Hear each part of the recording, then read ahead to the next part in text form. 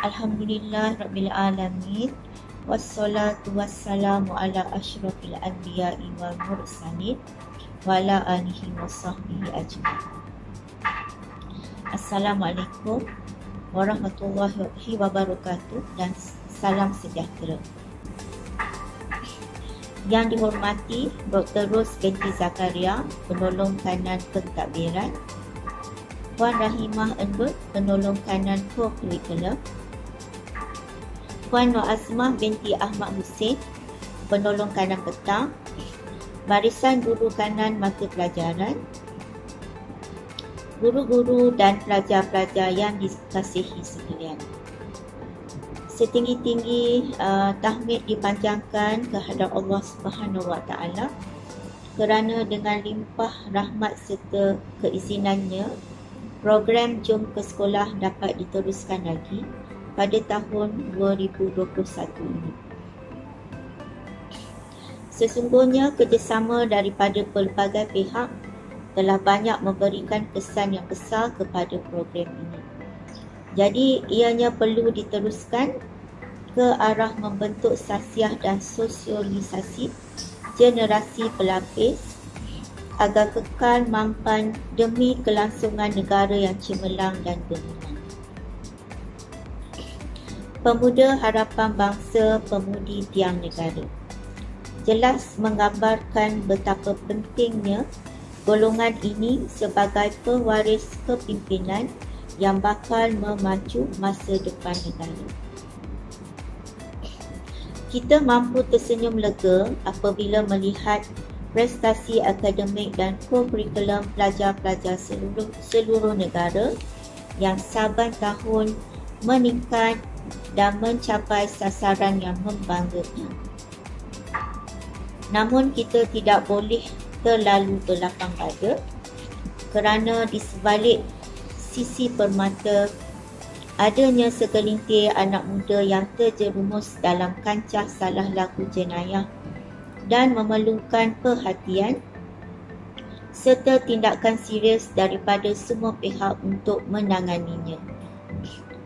Pelajar-pelajar sekolah kini tidak hanya terlibat dengan kegiatan ponting sekolah, vandalism dan buli, tetapi turut berjinak-jinak dengan jenayah yang lebih teruk dan melampau.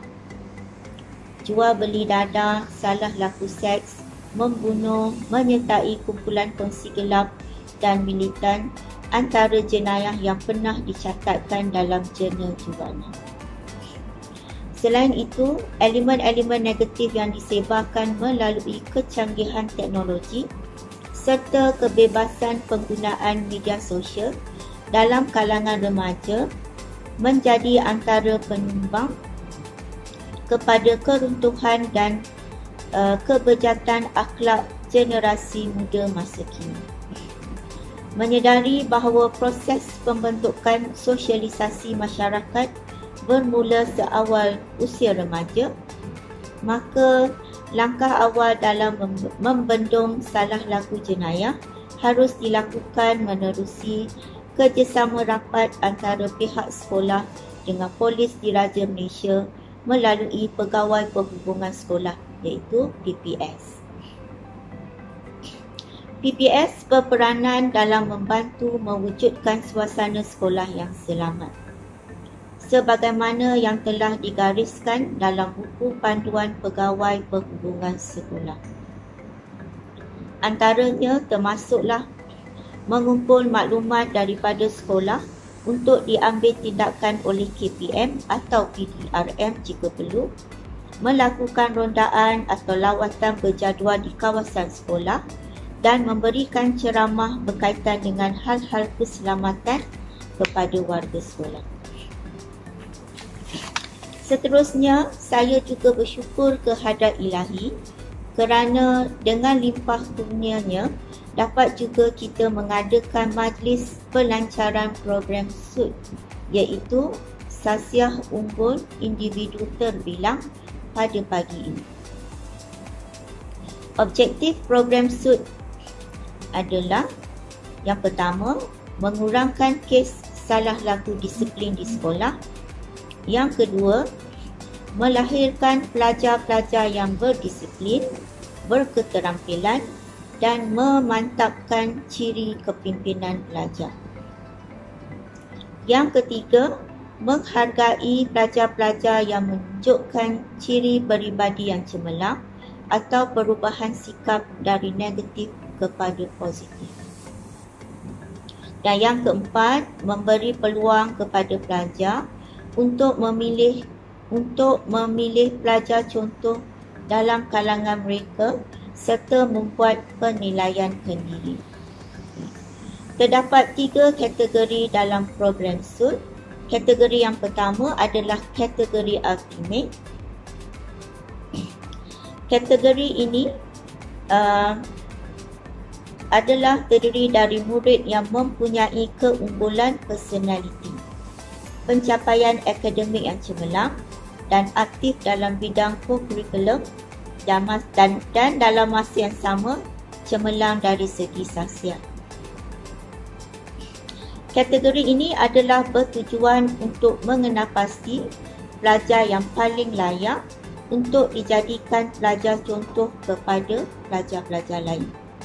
Cara pemilihan dilakukan berdasarkan kriteria-kriteria berikut: pencapaian akademik, pencapaian co-curriculum, ciri-ciri kepimpinan, disiplin dan sifat peribadi.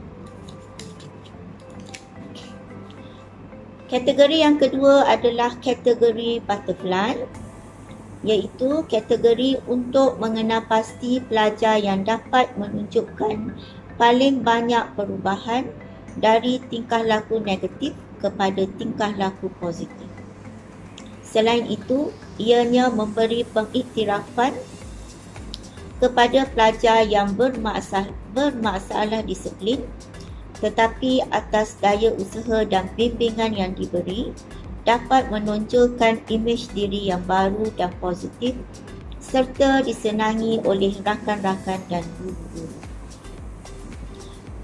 Penilaian untuk pelajar dalam kategori ini dibuat berdasarkan kriteria-kriteria berikut: peningkatan dalam pencapaian akademik, perubahan dalam penglibatan co-curriculum, perubahan dalam aspek disiplin dan perubahan dalam sifat peribadi.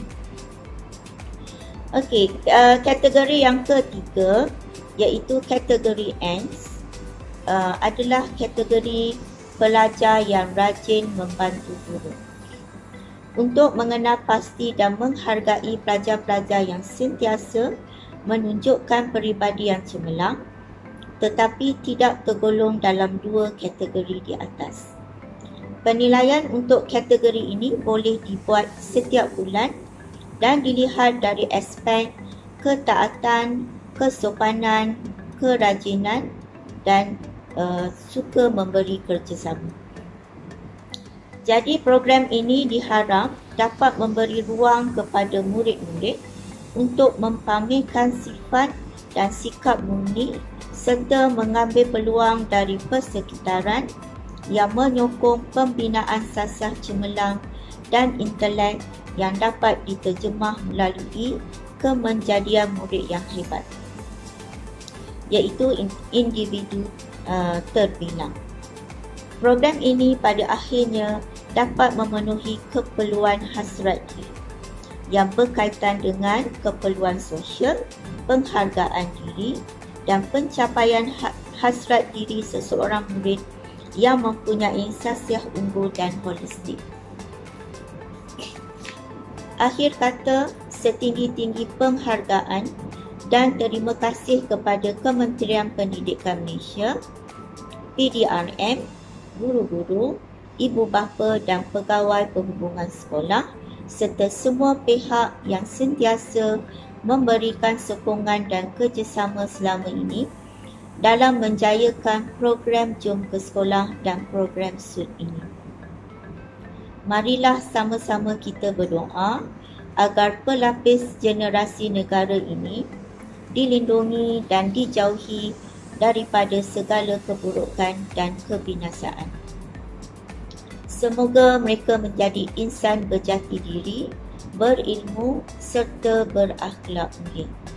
Saya dengan lafaz Bismillahirrahmanirrahim dan dengan penuh rasa besar hati merasmikan program Jom ke Sekolah dan program SUT peringkat sekolah bagi tahun 2021. Sekian, wabillahi taufiq wal hidayah. Wassalamualaikum warahmatullahi wabarakatuh.